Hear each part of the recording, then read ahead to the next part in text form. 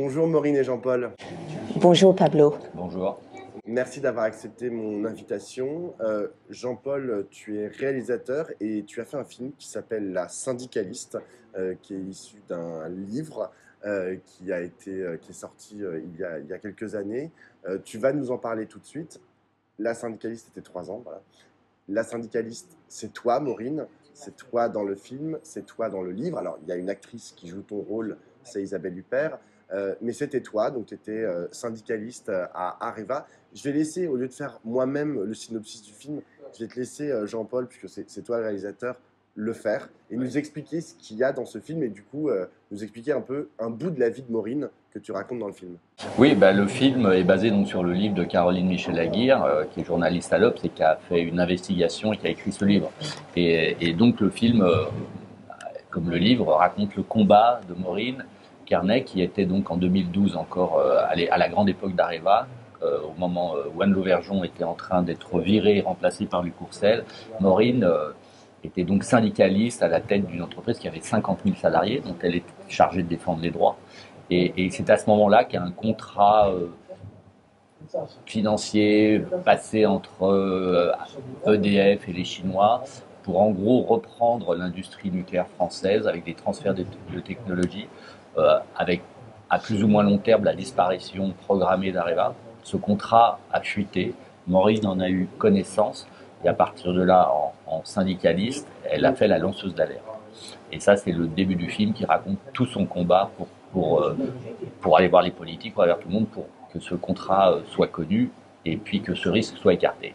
Et à partir de là, elle a mis le doigt dans un engrenage assez terrible. Il y a un turning point quand même à un moment. Exactement, qui fait qu'à un moment donné, pour contraindre cette femme Maureen au silence, elle a été agressée très violemment. Voilà. Et le film raconte sa lutte ensuite. Maureen, tu es d'accord avec la façon dont il raconte, dont Jean-Paul là raconte le film, mais dont aussi il raconte ton histoire? Je suis tout à fait d'accord. Ce n'est pas la réalité, c'est en fiction.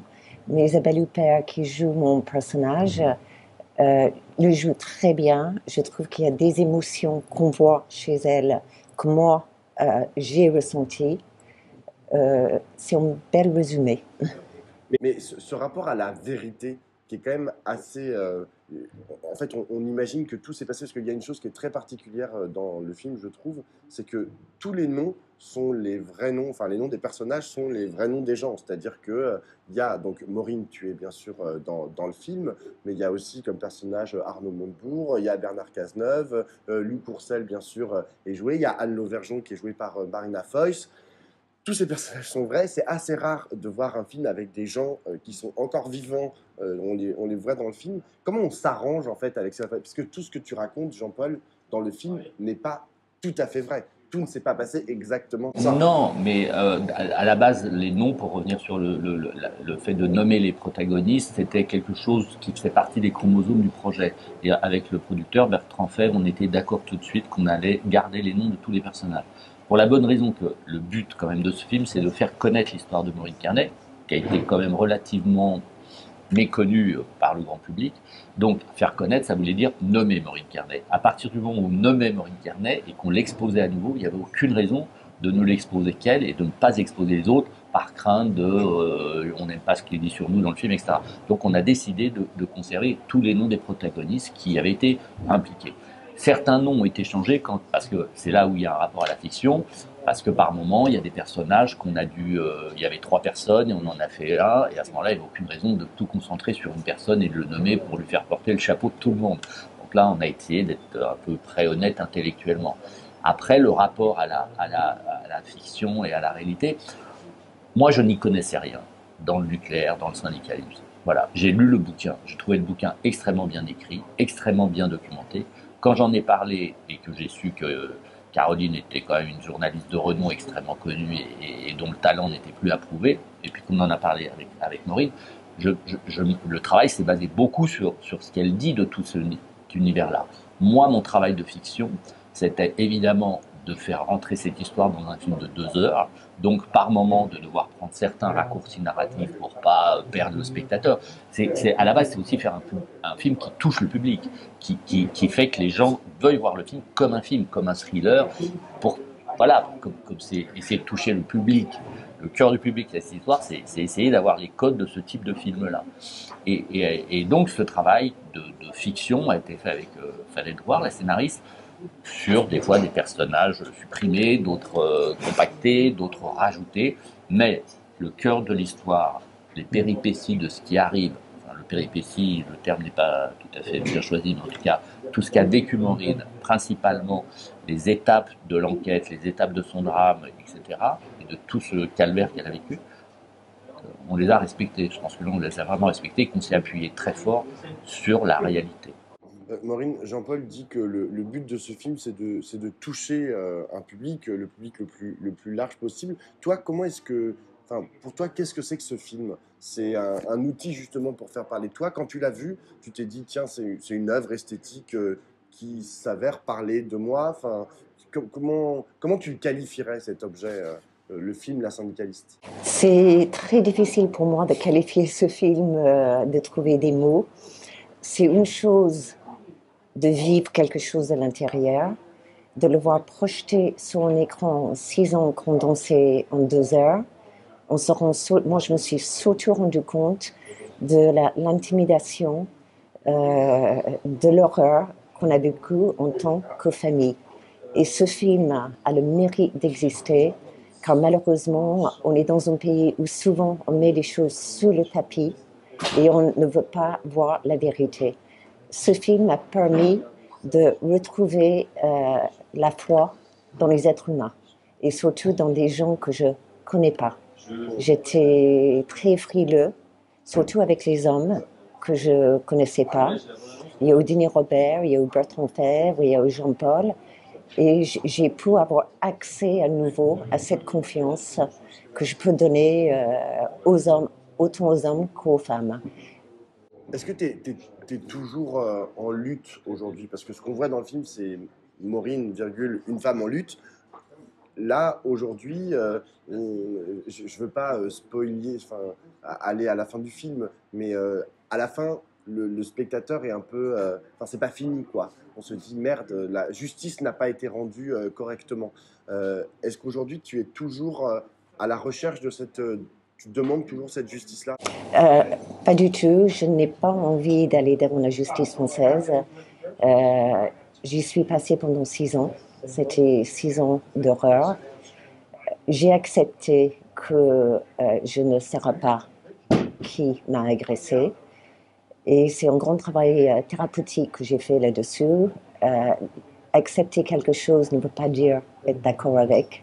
Ça veut dire simplement, je prends note, je n'ai pas de maîtrise sur cette situation, mais j'avance quand même. Et comme je dis souvent, ni dans la révolte, ni dans la résignation. Mon combat aujourd'hui, c'est pour les personnes victimes de violences conjugales. Et je suis engagée en tant que bénévole dans une association pour accompagner les personnes qui vivent des fois des années et des années et des années dans des violences aussi terribles. Alors, il s'avère qu'aujourd'hui, la députée Clémentine Autain ainsi que Mathilde Panot, la présidente du groupe France Insoumise, ont fait la proposition d'une ouverture d'une commission d'enquête justement sur ce qui s'est passé autour de toi, Maureen. Comment est-ce que vous deux, toi en tant que syndicaliste et toi en tant que réalisateur d'un film qui potentiellement a ouvert une commission, va ouvrir une commission d'enquête, comment est-ce que vous appréhendez ça? Moi, en tant que cinéaste, je trouve ça assez formidable. On dit, dans un moment où on dit que le cinéma est mort, ne sert plus à grand-chose, je trouve que c'est quand même la preuve que non, la preuve que le public vient voir le film. On verra demain, mais en tout cas dans les avant-premières qu'on a fait, le fait, les questionnements qu'on peut se poser, pourquoi cette histoire n'a pas été médiatisée. Je trouve que quand même il y a une défaillance de la justice, certes. Puis il y avait aussi ce questionnement, pourquoi la presse à l'époque et les journalistes n'ont pas relayé l'histoire comme il la relaie presque aujourd'hui en fait. Et ça, c'est quelque chose aussi, un questionnement par rapport à nos enjeux, à la démocratie, à tout ce qui se passe.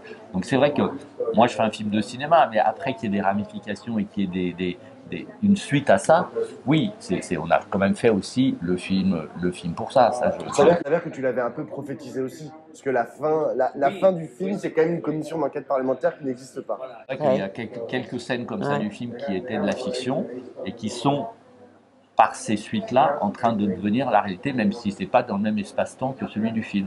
Mais finalement, c'est ça le principal. C'est se dire, le cinéma, finalement, peut encore créer ça. Il n'y a pas beaucoup, et auprès du grand public, et en touchant vraiment les gens.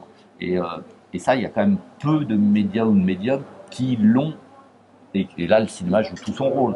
Enfin, je trouve, en tout cas. Et toi, Maureen, comment est-ce que tu te positionnes par rapport à cette demande d'ouverture de commission d'enquête, dans la mesure où tu m'as dit tout à l'heure, enfin tu nous as dit tout à l'heure que cette histoire-là, bah, c'était du passé et que maintenant tu étais passé à d'autres choses, d'autres luttes, d'autres combats.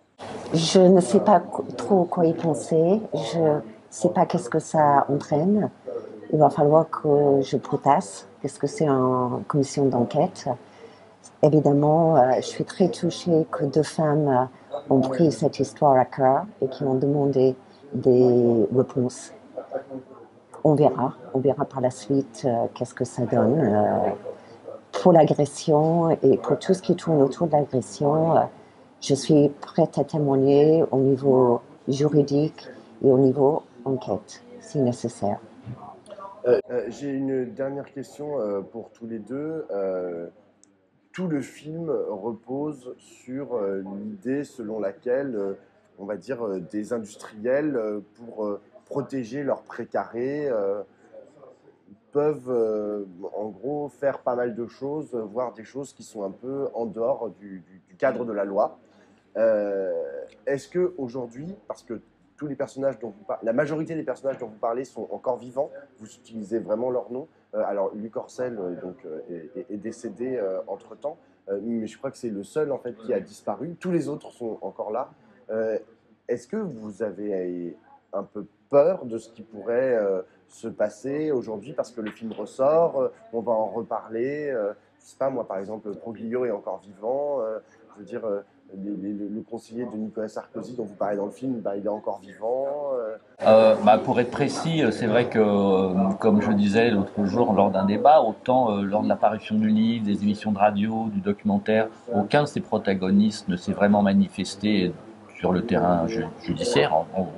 Et là, sur le film, si. Voilà, c'est clair, on a eu des demandes des avocats de plusieurs personnes qui sont incriminées, qui sont en tout cas nommées dans le film, dans les rôles qu'ils ont joués à l'époque dans cette affaire. Et certaines ont réagi, et donc on a dû, pour des questions juridiques, rajouter des cartons dans les copies, voilà, avec les déclarations des avocats de certaines de ces personnes. Mais vous avez subi aucune pression Non, en tout cas pas au moment de la fabrication du film.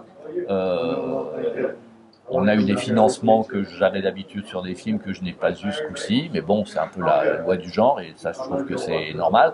Enfin, normal, on en a trouvé ailleurs, et ça a permis au film d'exister. Et ça, c'était grâce à la ténacité de notre producteur, Bertrand Fèvre. Après, non, on a fait le film quand même dans une vraie liberté artistique, en tout cas. Ça, c'est sûr. Moi, ce que je voulais, c'était avoir, évidemment, l'aval de Maureen. C'était, quand les gens me demandent, mais est-ce que j'ai été voir tous les autres protagonistes? Non. J'avais aucun intérêt. Ce que je voulais, c'était quand même développer le film artistiquement et que Maureen soit au courant de ce qu'on allait faire. Du temps où tu étais syndicaliste, Maureen, ce sera ma dernière question, tu as subi beaucoup de pression de toutes parts. Ça a peut-être même abouti à l'agression dont tu as été la victime. Aujourd'hui, tu es prête à re-rentrer dans un cycle peut-être pas aussi violent, mais je sais pas, vu la teneur du film, qu'à nouveau il y ait des pressions qui soient exercées sur toi? Aujourd'hui, j'ai plus peur. J'ai vraiment retrouvé la confiance. Alors peut-être je retourne dans la naïveté que j'avais auparavant et je peux faire confiance que de me méfier. Donc aujourd'hui, je suis dans la confiance et pas dans la méfiance. Merci beaucoup à tous les deux et j'enjoins tout le monde à aller voir ce film. J'en ai déjà parlé beaucoup. Moi, je l'ai vu la semaine dernière. J'en ai déjà parlé tout le week-end à tout le monde. La Syndicaliste, ça sort demain en salle. Merci. Merci beaucoup. Merci,